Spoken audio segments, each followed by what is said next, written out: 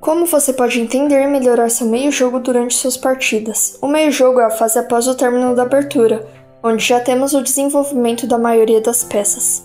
Então podemos perceber momentos que ficamos um pouco perdidos, nos perguntando o que fazer agora, qual o melhor movimento, como não acabar com o jogo inteiro entregando a dama por acabar não percebendo ameaças. Então decidi resumir em alguns passos como entender o meio-jogo e como podemos tomar as melhores decisões durante ele. Primeiramente, veja a estrutura de peões do seu adversário. E o que quero dizer com isso? Bom, veja as casas fracas, que nada mais são que casas que não podem ser protegidas por peões.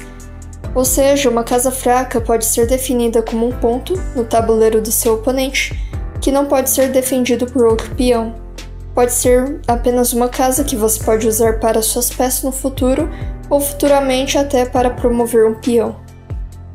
Além da estrutura de peões, você pode analisar as debilidades no tabuleiro, o que são e como identifica uma debilidade. A debilidade é qualquer ponto fraco na posição de um jogador, que pode ser explorado pelo adversário. Podem ser peões duplos, que não podem se defender, além de serem facilmente atacados, pois um acaba bloqueando ao outro. Outro exemplo de debilidade seriam peões isolados, ou então peças que não estão bem posicionadas para defender ou atacar, podem ser consideradas debilidades. Por exemplo, uma peça está bloqueada por outros peões, ou que não está participando ativamente do jogo. As casas fracas são um exemplo de debilidade, ou um rei que não está sendo protegido por peças ou está em uma posição exposta, pode ser considerado uma debilidade, ou até mesmo peças desprotegidas. Estar atento às debilidades que o adversário pode ter e procurar as formas de explorar para ganhar vantagem. No meio-jogo também podemos avaliar nossas peças mal colocadas, ou seja, peças mal posicionadas. Como podemos identificar isso? 1. Presas sem mobilidade, por trás de peões ou em bordas do tabuleiro. 2. Não estão cumprindo função útil, atacando, defendendo ou controlando casas importantes. 3. Estão longe da ação principal do jogo. A partir disso, você poderá pensar nas melhores formas de deixá-las ativas com mais mobilidade. Um exemplo, durante o meio-jogo, você poderá melhorar a posição de uma peça enquanto ataca uma debilidade do seu adversário. Outro passo importantíssimo para compreender o meio-jogo é analisar a intenção do seu adversário. Afinal, não dá para você jogar exclusivamente focado apenas no seu jogo, sem ver o jogo do adversário. Com isso, você poderá evitar ataques, armadilhas ou temas. Então tá, e como posso identificar o plano do meu adversário? Veja os últimos lances dele, o que ele está pretendendo com esse movimento, o que esse movimento favorece tendo em vista a posição dele, estão visando alguma casa específica? Onde estão os ataques, na ala do rei, da dama? Veja os pontos de concentração se o seu adversário está posicionando os cavalos ou as torres perto do seu rei, saiba que provavelmente está preparando um ataque. E claro, se coloque no lugar do seu oponente. Pense o que você faria se estivesse com a posição dele.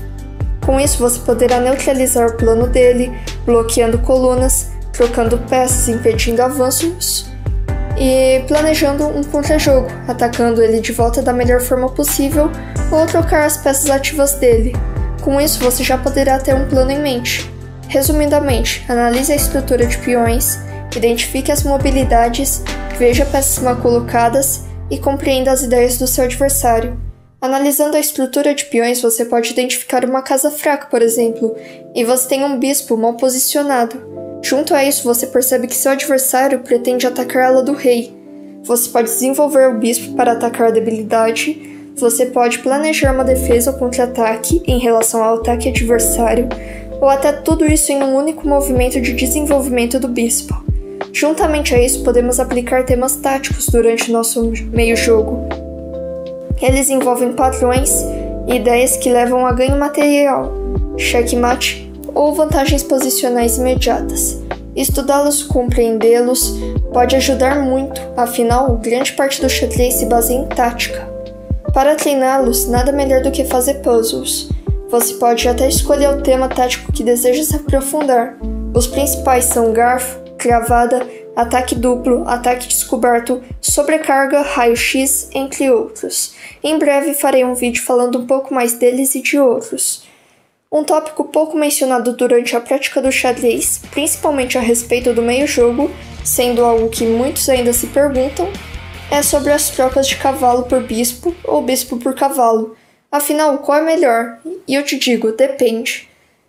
Depende da estrutura. Em posições fechadas, por exemplo, é muito melhor ficar com cavalos, e abertas com bispos. Por exemplo, você está com um bispo e 2 cavalos, contra 2 bispos e 1 cavalo. Se a posição for fechada, a vantagem é sua. Caso for aberta, vantagem para seu oponente. Resumidamente, os cavalos são melhores em posições fechadas e os bispos em posições abertas.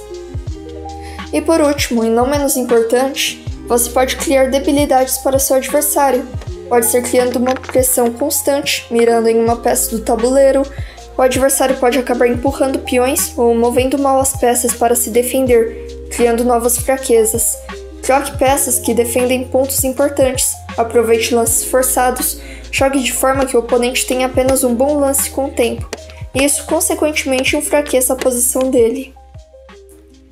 E bom, espero que aplicando o que foi dito aqui, você tenha sucesso em suas partidas e mesmo se não forem vitórias, analise as derrotas e o que você pode fazer para melhorar. E o mais importante, pratique. Saber a teoria não significa que você aprendeu. Você só pode ter certeza que aprendeu ou não praticando. Espero que consigam aplicar o que foi dito aqui, então irei encerrando por aqui.